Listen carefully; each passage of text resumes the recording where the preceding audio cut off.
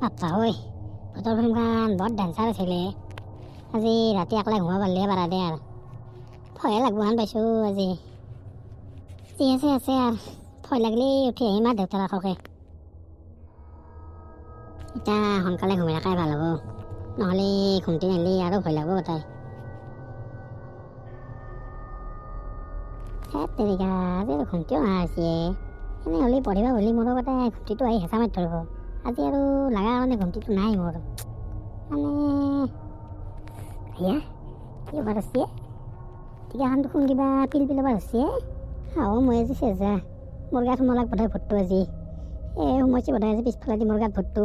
আজি চেজ মই হৈছে যা গম পাইছে আজি ভূতে মোক টিকা দি সোমাইছে বোধহয় ভূতটো মোৰ গাত আজি। সেইকাৰণে পিল পিলাই আছে। কিয় পিল পিলানি ধৰিছে মা দেউতাকে মাতবা লাগিল মা মা মায়ে দেউতা দেউতা শুনচোন। বা কি হ'লে তোৰ কি হৈছে ৰাতি কিয় এটা বস্তা এনেকে? মা নকবি দে মোৰ গাত ভূত সোমাইছে মা মোৰ গাত ভূত সোমাইছে। কি বকি আছা? তোৰ গাত ভূত সোমাইছে? মা মোৰ টিকা দি ভূত সোমাইছে মা চেজ যা মই মোৰ টিকাৰ ফুটাই দি ভূত সোমাইছে মোৰ। কি বাবা ঘুমটি নিচাত কিবা কৈ আছা নাকি? কি তোৰ টিকাৰ ফুটাই দি ভূত সোমাইছে? কি ক'বা ধৰছা? দেউতা সঁচাকে মোৰ টিকাৰ ফুটাই দি ভূত সোমাইছে। মই এই ভূতৰ চিনেমাখন চাই আছিলোঁ, চাই উঠি অহাৰ পাছত মই যেতিয়া বিছনা আহিলোঁ মোৰ কিবা টিকাত পিল পিলি ধৰিছে। মই তাৰপিছত গম পাইছোঁ যে মোৰ গাত সোমাইছে, টিকাৰ ফুটাই দি সোমাইছে মোৰ, সেইকাৰণে পিল পিলি ধৰিছে মোৰ। দেউতা মোক বাচো কিবা হৈছে মোৰ ভূত সোমাইছে। ৰচোন ধৈৰ্য ধৰ সোমাই নেকি আকৌ তোৰ এনে ভাৱ হৈছে নেকি?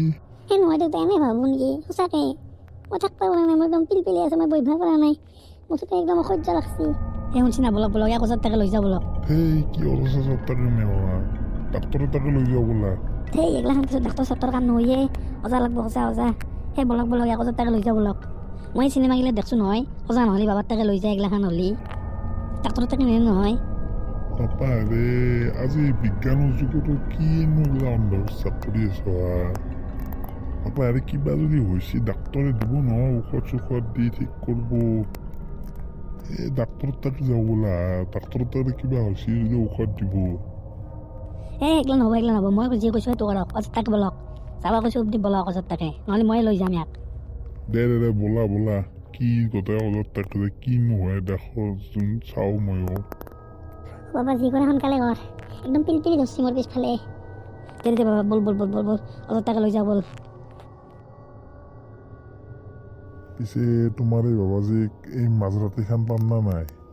বলক বাবাজী একদম 24 ঘণ্টাই থাকে। চলিটো কিবাকে ভাল হ'লি হয় প্ৰভু। বলক সোনকালে বলক। সেইকাৰণে মই কৈছিলোঁ বোলে সোনকালে ডাক্তৰ তাকে লৈ যাওঁ। তুমি আৰু এই বাবাজী তাৰে আহ না কি? মই কিবা কৰিতো নুশুন। বলক এতিয়া সোনকালে বলক। বাবাজী ভাল কৰিব নহয়, আপুনি চাই থাকবচোন। বাবাজী যদি ভাল কৰিব নোৱাৰে কিমানক ভাল কৰিছে বাবাজী। দেচোন চাই লওঁ কিনো মহান তোমাৰ ইমান বাবাজী, ময়ো চাই লওঁ। কোৱাচোন পুত্ৰী, এই ৰাতি মোৰ ওচৰলৈ অহাৰ কাৰণটো কি? বাবাজী মোৰ ল'ৰাটোক ৰক্ষা কৰক বাবাজী, এক ভূতে লম্বিছে বাবাজী, বাচক ইয়াক সোনকালে। চিন্তা নকৰিবা পুত্ৰী, মই আমেৰিকান জাপানীজ ইণ্ডিয়ান চব ধৰণৰ ভূত খেলিব পাৰোঁ। মোৰ হাতত চব পাৱাৰ আছে, তুমি চিন্তা নকৰিবা পুত্ৰী। আহা বাবা তুমি মোৰ ওচৰত আহা, এই মাত্ৰই মই তোমাৰ ভূত খেলি দি আছোঁ। আহা বাবা। হিৰিম কিৰিম পিৰিম পিৰিম ডিম বুলবুলুম। এই মন্ত্ৰ কমপ্লিট হৈ গৈছে, এতিয়া আৰু ভূত নাহে, একদম ভূত ক'ৰবাত গুচি গ'ল। আপোনালোক একদম নিশ্চিত হৈ যাওক, আপোনালোক এতিয়া যাব পাৰে বাবা। ঠিক আছে বাবা, থেংক ইউ বাবা। পিছে আপোনাৰ ফিজটো কিমান? মোৰ এতিয়া ডিছকাউণ্ট অফাৰ চলি আছে, গতিকে তোমালোকৰ পৰা মাত্ৰ 2000 টকা ল'ম। কি 2000 টকা? এই মন্ত্ৰটো মাতি দিলে 2000 টকা? এই উপলক্ষে আপোনাৰ চব কথা কিবা পইচা কৰি থাকে। ইমান ডাঙৰ বিপদৰ পৰা ৰক্ষা কৰলা, সেইটো হ'লে চিন্তা নাই, খালি পইচাটো চিন্তা। দিয়ক পইচা দিয়ক। ধৰা বকপা নালাগে, এইটো ল পইচা দি দিয়া তুমিয়ে। দিয়ক বাবাজী, এইটো লওক আপোনাৰ ফিজটো। ঠিক আছে পুত্ৰী, এতিয়া তোমালোক যাব পাৰা। ভূতৰ কোনো চিন্তা কৰিব নালাগে, কোনো কাৰণত ভূত নাহে। এই বাবাজী আছে ন, বাবাজী থাকিলে কোনো ভূত নাহে, একদম চিন্তা কৰিব নালাগে। অঁ বাবাজী ধন্যবাদ ধন্যবাদ, আপোনাক কেনেকৈ ধন্যবাদ জনাম মই ভাবিব নাই। ধন্যবাদ বাবাজী। ঠিক আছে পুত্ৰী, ঠিক আছে, একো কথা নাই। আৰু তোমালোক এতিয়া যোৱা। ঠিক আছে বাবাজী। মই কৈছিলোঁ না আপোনাক বাবাজী বহুত পাৱাৰ আছে বুলি। দেখলা কেইটা বাবাজীৰ পাৱাৰ 2 ছেকেণ্ডত দিলাক না ভাল কৰি। আপুনিহে গোটেই বাবাজীৰ তাকে নাযায়, ডাক্তৰৰ তাকে যায়। এতিয়া দেখলাক বাবাজীৰ পাৱাৰ। দেচোন চাই লওঁ গোটেই বাবাজীৰ পাৱাৰ কিমান সময় টিকে, বাবাজীৰ পাৱাৰ মই চাই লওঁ। কি কিমান সময় ঠিকে, বাবাজীৰ যি দিছে ভাল হ'ব বুলি কৈছে, ভাল হ'লে এতিয়া ভাল হৈছে, টেনশ্যন নাই।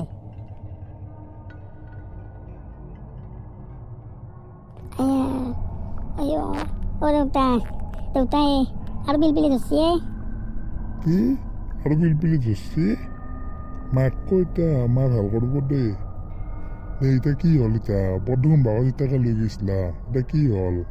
আৰু হ'ল দেখোন বৰ বোলে বাবাজী বোলে 2 ছেকেণ্ডত ভাল কৰি দিয়ে বোলে।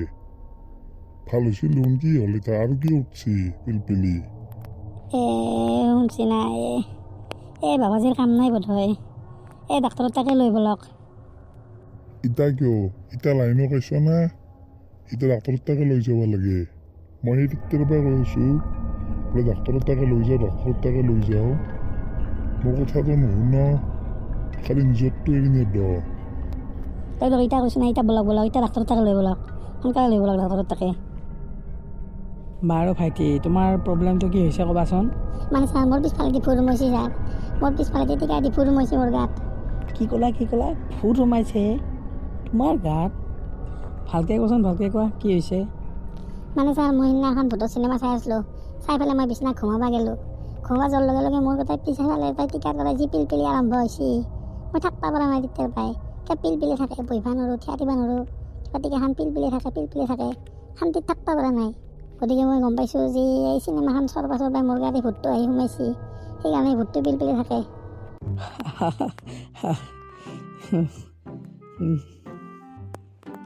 মানুহ মাৰি দিবা দেই তুমি। তোমাৰ ভূতটো মই ধৰিব পাৰিছোঁ ৰ'বা। তুমি অলপ মিঠা বস্তুবিলাক বেছিকৈ খোৱা নেকি? অঁ ছাৰ, ইয়াৰ মিঠা বস্তুত বহুত নিচা ছাৰ। মই ভাবিছিলোঁ মিঠা বস্তুত নিচা হ'ব বুলি। তোমাৰ পিছফালে পিলপিলাই থকা সেই ভূতটোৰ নাম কি জানা? পেলু। কি পেলু? পেলু হৈছে তোমাৰ, বেছিকৈ মিঠা চিঠা খাই থকাৰ কাৰণে। আৰু সেই পিলপিলাই আছে তোমাৰ, তাকেই তুমি ভূত বুলি ভাবিছা। বাৰু চিন্তাৰ একো কথা নাই ইয়াতে, এইটো পেলুটো কথা নাই বাৰু, ইমান চিন্তাৰ কথা নহয় একো। মই 2টা টেবলেট লিখি দিম, এই 2 দিন ৰাতি এটা খালে হ'ল, তুমি ভাল পাই যাবা সেই টেবলেট 2টা খোৱাৰ পিছত। বাপৰে, ঠিক আছে দিয়ক ছাৰ, থেংক গড, এতিয়া শান্তি পাইছোঁ দিয়ক মনটো। এইখন লওক প্ৰেছক্ৰিপশ্যন, ইয়াত টেবলেটটো লিখি দিছোঁ নামটো, আপোনালোকে লৈ ল'ব হা ফাৰ্মাচীখনৰ পৰা। অঁ ছাৰ, ঠিক আছে লৈ ল'ম দিয়ক। বাৰু এতিয়া আমি যাই থাকোঁ দিয়ক। ঠিক আছে কৈ থাকক আপোনালোকে। কিয় এতিয়া? মই কৈছিলোঁ না এগলা অজা বাবা এগলাখনত তাকে যাই লাভ নাই বুলি। যিকোনো কিবা শাৰীৰিক প্ৰব্লেম হ'লে প্ৰথম ডাক্তৰৰ তাকে যাব লাগে। এই বিজ্ঞান প্ৰযুক্তিৰ দিনত আৰু এইগিলা অন্ধবিশ্বাস কৰি থাকে নেকি মানুহে? ঠিক কথাই কৈছে, মোৰ আজি এটা বহুত ডাঙৰ ভুল ভাঙিল দিয়ক।